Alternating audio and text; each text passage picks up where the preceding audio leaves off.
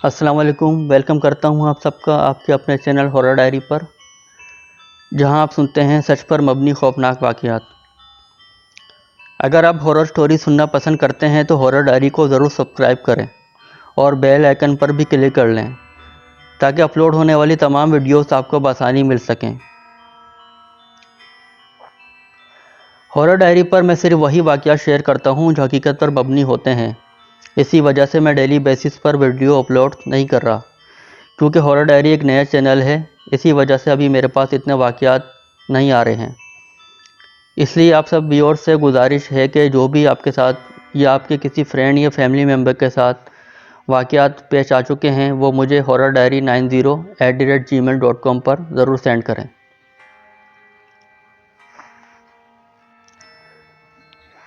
ہم اکثر آتے جاتے کچھ مقامات ایسے دیکھتے ہیں جو کہ برسوں سے ویران نظر آتے ہیں، جہاں کوئی آباد نہیں ہوتا۔ اکثر ایسی جگہیں سوسائٹیز کے بیچ میں بھی نظر آتی ہیں۔ کچھ عرصہ پہلے میری نظر ایک ایسی ہی بلڈنگ پر گئی جو کہ کراچی کے ایک علاقے شادمان نمبر 2 میں واقع ہے۔ اس بلڈنگ میں پہلے ہاسپٹل ہوا کرتا تھا، لیکن پھر کچھ عرصے کے بعد وہ ہاسپٹل بند کر دیا گیا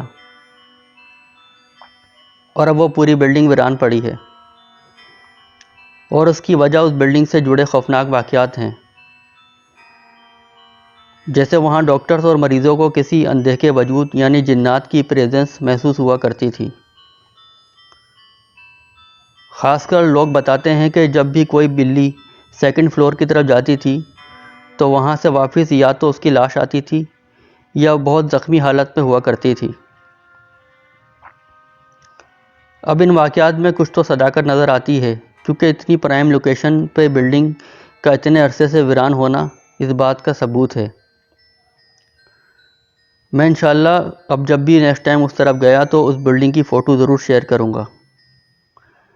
خیر چلیں آئے بڑھتے ہیں آج کے واقعے کی جانب، جو میرے ساتھ امبر نے کراچی سے شیئر کیا ہے۔ امبر کہتی ہیں یہ ان دنوں کی بات ہے جب وہ بہت چھوٹی ہوا کرتی تھیں۔ وہ کہتی ہیں ہمارے ابو کسی فیکٹری میں جاب کیا کرتے تھے۔ اس زمانے میں لوگ آنے جانے کے لیے بائی سائیکل کا استعمال کیا کرتے تھے۔ وہ بتاتی ہیں کہ ہمارا گھر کورنگی نمبر 5 کی طرف تھا۔ اس زمانے میں کورنگی کا علاقہ اتنا گنجان آباد نہیں تھا، اس لیے ہمارا گھر بھی جس جگہ پر تھا وہاں آس پاس کچھ ہی گھر بنے ہوئے تھے اور باقی ہر طرف جنگل ہوا کرتا تھا۔ امبر کہتی ہیں کہ ہمارے ابو روزانہ صبح فجر کی نماز کے بعد اپنی سائیکل پر فیکٹری جایا کرتے تھے، جو کہ ہمارے گھر سے آدھے گھنٹے کی مسافت پر ہی تھی۔ وہ کہتی ہیں ایک دن ہمارے ابو حسب معمول اپنی سائیکل لے کر صبح کام پر نکل گئے۔ وہ کہتی ہیں ہمارے ابو کو واپس آتے آتے رات کے 8 بج جایا کرتے تھے، اور کبھی کبھی جب وہ اوور ٹائم لگایا کرتے تھے تو پھر وہ رات کے 12-1 بجے تک آیا کرتے تھے۔ امبر بتاتی ہیں کہ اس رات ہم سو گئے تھے، اچانک ہم سب کی شور سے آنکھ کھلی۔ ہم نے دیکھا کہ ہمارے ابو امی سے کسی بات پر لڑ رہے ہیں۔ ان کی حالت دیکھ کر ہم سب بہن بھائی بہت ڈر گئے تھے۔ ہم سمجھ گئے کہ ان کا امی سے کسی بات پر جھگڑا ہوا ہے۔ امبر بتاتی ہیں ہمیں ہمارے ابو کو دیکھ کر بہت خوف آ رہا تھا، کیونکہ اتنا غصہ کرتے ہوئے پہلے ہم نے کبھی انہیں نہیں دیکھا تھا۔ وہ مزید بتاتی ہیں کہ ہمارے ابو کی آنکھیں اس وقت بالکل لال سرخ ہو رہی تھیں اور ایسا لگ رہا تھا کہ جیسے ان کی آنکھوں سے خون نکل رہا ہے۔ امبر کہتی ہیں کہ شور شرابے کی آواز سن کر دادی بھی اٹھ کر آ گئیں۔ وہ کہتی ہیں ہمیں معلوم ہوا کہ ابو کم روٹیاں پکانے پر امی سے لڑ رہے ہیں۔ ہم سب بہن بھائی کمرے کے کونے میں دبکے ہوئے ان کا چیخنا چلانا سن رہے اور دیکھ بھی رہے تھے۔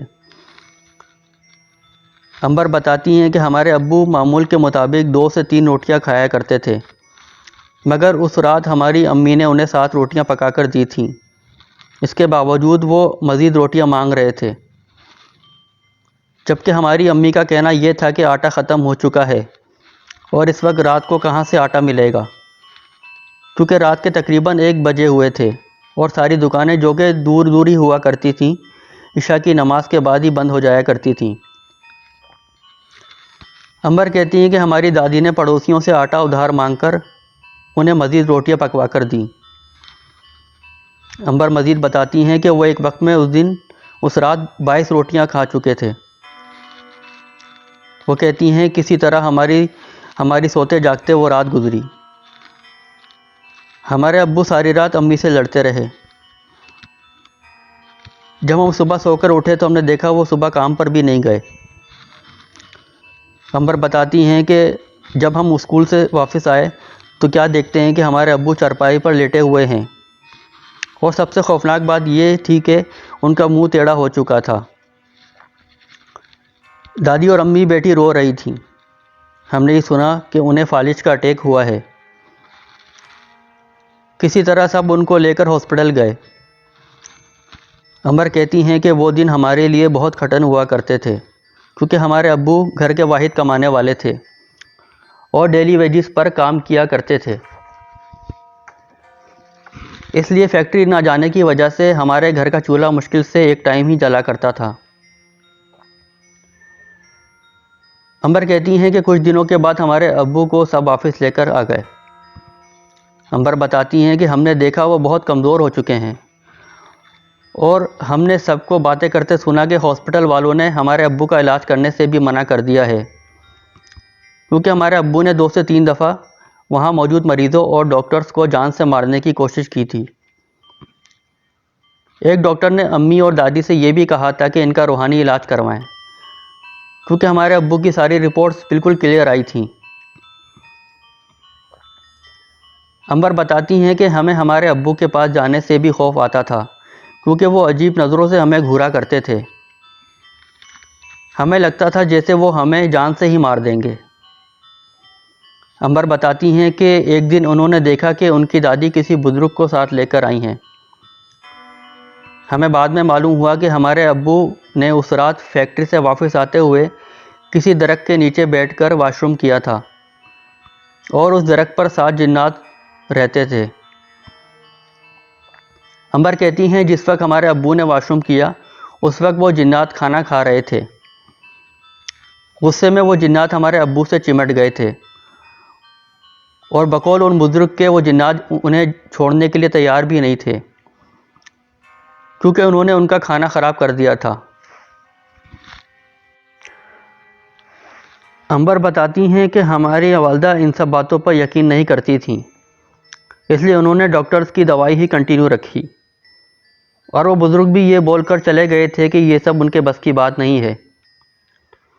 امبر بتاتی ہیں کہ ہمارے ابو کو مغرب ہوتے ہی چارپائی سے باندھ دیا جاتا تھا، کیونکہ ان کی زیادہ حالت خراب مغرب کے بعد ہی ہوا کرتی تھی، اور ہم سب بہن بھائیوں کو ان کے پاس جانے سے منع کر دیا جاتا تھا۔ کتنی دفعہ وہ ہمیں دیکھ کر اپنے پاس بلاتے تھے، لیکن ہم ڈر اور خوف کی وجہ سے دور دور سے ہی انہیں دیکھتے رہتے تھے۔ ہمیں ڈرتا ہوا دیکھ کر وہ زور زور سے ہنسنے لگ جایا کرتے تھے۔ امبر بتاتی ہیں کہ ہمارے ابو کی ہنسی ایسی ہوا کرتی تھی کہ جیسے بہت سارے لوگ ایک ساتھ مل کر ہنس رہے ہیں۔ انہیں ہنستا دیکھ کر ہم بھاگ کر دوسرے کمرے میں چلے جایا کرتے تھے۔ امبر بتاتی ہیں کہ ایک دن کچھ ایسا ہوا جسے دیکھ کر ہماری امی بھی جنات کے وجود پر یقین کرنے لگیں۔ امبر بتاتی ہیں کہ ایک رات جب امی کی آنکھ کھلی تو وہ کیا دیکھتی ہیں کہ ہمارے ابو سامنے دیوار پر کسی چھپکلی کی طرح چل رہے ہیں۔ امی یہ دیکھ کر بہت زیادہ ڈر گئیں۔ وہ چلانا چاہتی تھیں لیکن ان کے گلے سے آواز نہیں نکل رہی تھی۔ امبر بتاتی ہیں کہ جب ہماری امی نے چارپائی کی طرف دیکھا تو وہاں ابو سو رہے تھے۔ یہ دیکھ کر امی کے ڈر میں مزید اضافہ ہوا کہ اگر وہ سو رہے ہیں تو دیوار پر کون چل رہا ہے۔ لیکن امی کے دوبارہ وہاں دیکھنے پر انہیں وہاں پر کوئی بھی نظر نہ آیا۔ صبح جب امی نے دادی کو یہ ساری بات بتائی تو دادی بہت پریشان ہوئی، اور ہم نے انہیں یہ کہتے سنا کہ اب جنات نے اپنا آپ ظاہر کرنا شروع کر دیا ہے، اس لیے جلدی کچھ کرنا ہوگا۔ پہلے جو بزرگ ہمارے ابو کو دیکھ کر گئے تھے انہوں نے یہ بھی بتایا تھا کہ ہمارے ابو کی جان کو شدید خطرہ ہے، اور یہ جنات ان کی جان لینا چاہتے ہیں، اس لیے انہوں نے چھری چاقو یا ایسی چیزیں جن سے وہ خود کو نقصان پہنچا سکتے تھے ان سے دور رکھنے کا مشورہ دیا تھا۔ خیر اس دن شام میں ہمارے ماموں ہمارے گھر آئے۔ وہ امی سے کسی عامل کا ذکر کر رہے تھے کہ وہ بہت اچھے ہیں اور ان سب مخلوقات کو قابو کر لیتے ہیں اور ان سے پیچھا بھی چھڑوا دیتے ہیں۔ لیکن جب وہ ابو کو ساتھ لے کر جانے لگے تو ابو نے چیخنا چلانا شروع کر دیا اور ان کے منہ سے عجیب عجیب آوازیں نکلنے لگیں۔ ان کی اس وقت کیفیت بہت خوفناک تھی۔ وہ زور زور سے ہنس بھی رہے تھے اور کہہ رہے تھے کہ ہم اسے نہیں چھوڑیں گے، تم چاہے کچھ بھی کر لو۔ دادی، ماموں اور امی نے کافی کوشش کی مگر ابو کو سنبھالنا بہت مشکل ہو رہا تھا۔ وہ اتنی خوفناک ہنسی ہنس رہے تھے کہ ہم بہن بھائی ڈر کے دوسرے روم میں چلے گئے تھے۔ امبر بتاتی ہیں کہ پھر ہماری دادی نے ماموں سے کہا کہ ان عامل صاحب کو تم ہی لے کر آ جاؤ۔ یہ سن کر ماموں اپنی سائیکل لے کر عامل صاحب کو لینے کے لیے نکل گئے۔ امبر کہتی ہیں کہ ماموں کے جانے کے بعد ابو عجیب طرح کی باتیں کرنے لگے۔ وہ کہہ رہے تھے کہ یہ وہاں نہیں جا سکتا، اس کی سائیکل پر وہ سب بیٹھے ہیں وغیرہ وغیرہ۔ غرض یہ کہ وہ اس طرح کی باتیں کر رہے تھے کہ جیسے وہ ماموں کو جاتے ہوئے دیکھ رہے ہیں۔ امبر بتاتی ہیں کہ تقریباً 2 گھنٹے کے بعد ہمارے ماموں منہ لٹکائے واپس آ گئے اور ہم نے دیکھا کہ ان کے ساتھ کوئی بھی اور شخص نہیں تھا۔ دادی اور امی کے پوچھنے پر وہ بتانے لگے کہ جب میں سائیکل لے کر نکلا تو تھوڑا آگے جا کر میرے پیچھے کتے لگ گئے۔ میں نے سائیکل بہت تیز بھگائی اور اچانک سے سب پتہ نہیں کہاں غائب ہو گئے۔ ماموں مزید بتانے لگے کہ پھر کچھ آگے جا کے ان کی سائیکل کی چین اتر گئی۔ پھر جب انہوں نے چین واپس چڑھائی اور سائیکل آگے بڑھانے کی کوشش کی تو سائیکل اتنی بھاری ہو گئی کہ ان سے پیڈل بھی نہیں مارا جا رہا تھا۔ ہم سب ان کی باتیں خوف اور حیرت کے ساتھ سن رہے تھے کیونکہ یہ ساری سچویشن وہی تھی جو ان کے جانے کے بعد ابو، امی اور دادی کو بتا رہے تھے۔ ماموں نے مزید بتایا کہ وہ سائیکل آگے کی جانب بڑھانے لگتے تو سائیکل بھاری ہو جایا کرتی تھی، لیکن جب بھی وہ سائیکل پیچھے کی طرف اس کا رخ موڑ لیتے تو وہ بھاری پن ختم ہو جایا کرتا تھا، تو اس لیے تنگ آ کر وہ واپس آ گئے۔ دادی نے یہ سب باتیں سن کر ابو کی طرف غصے سے دیکھا اور کہنے لگی کہ میں دیکھتی ہوں تم سب میرے بیٹے کو کیسے نہیں چھوڑتے۔